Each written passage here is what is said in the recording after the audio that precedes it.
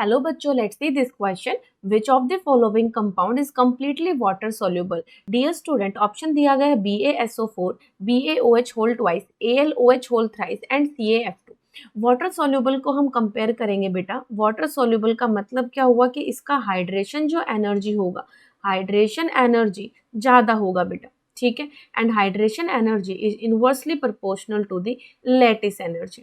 अगर किसी का लैटिस एनर्जी बहुत ज़्यादा, यानी कि किसी को तोड़ने के लिए बहुत ज़्यादा एनर्जी देनी पड़ रही है, उसका मतलब उसका हाइड्रेशन एनर्जी कम होगा बेटा।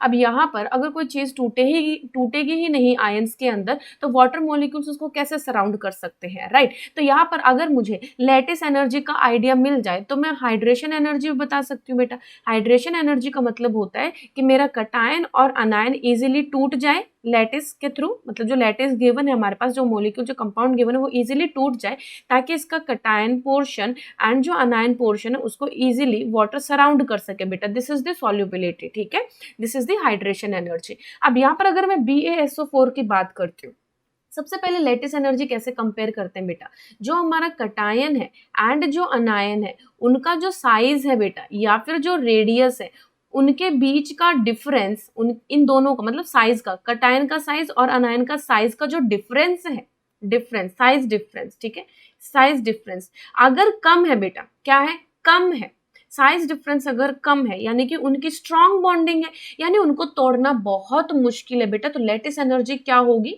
लैटिस एनर्जी बहुत ज्यादा होगी, यानी कि हाइड्रेशन एनर्जी कम होगी। तो आपको साइज डिफरेंस देखना है। लैटिस एनर्जी ज्यादा है बेटा, साइज डिफरेंस अगर कम होगा, तो आपको कौन सा देखना है जिसमें साइज डिफरेंस बहुत ज्यादा होगा। हाइड्रेशन एनर्जी उसी की ज्यादा होगी जिसमें कटायन एंड अनायन का जो साइज डिफरेंस है बेटा वो लार्ज होगा, ठीक है।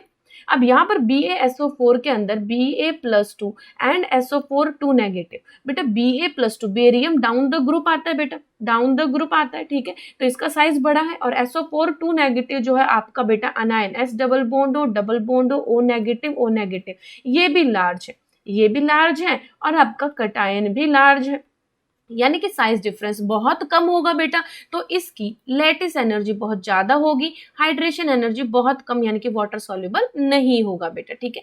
फिर बात कर लेते हैं Ba+2 एंड OH माइनस। तो आप देख सकते हैं dear student, this is a barium जो कि डाउन द ग्रुप लास्ट में आता है बेटा, इसका साइज है तुम्हारा large. OH minus hydroxide ion बेटा, ऑक्सीजन, इसका साइज क्या है आपका, स्मॉल।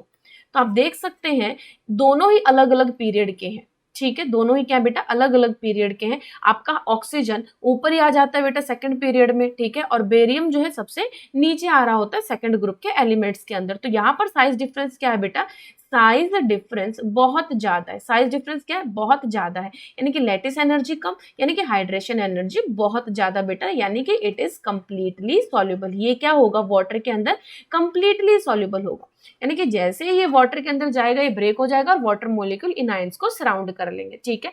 अगर मैं बात करूं Al+3 की और OH माइनस की बेटा, तो ये भी स्मॉल है आपका, Al+3 भी स्मॉल है, OH माइनस भी स्मॉल है बेटा, दोनों स्मॉल है, साइज डिफरेंस बहुत कम है, यानी कि लैटिस एनर्जी ज्यादा होगी बेटा, यानी हाइड्रेशन एनर्जी कम होगी, यानी कि वाटर सॉल्युबल कम होगा।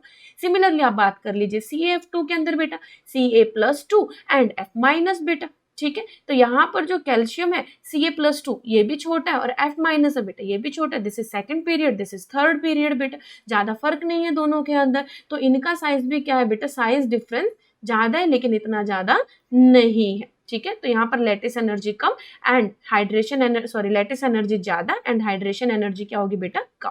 तो हाइड्रेशन एनर्जी केवल और केवल BaOH होल ट्वाइस के अंदर ज्यादा है, जहां पर दोनों कटायन और अनायन के साइज में बहुत ज्यादा डिफरेंस है।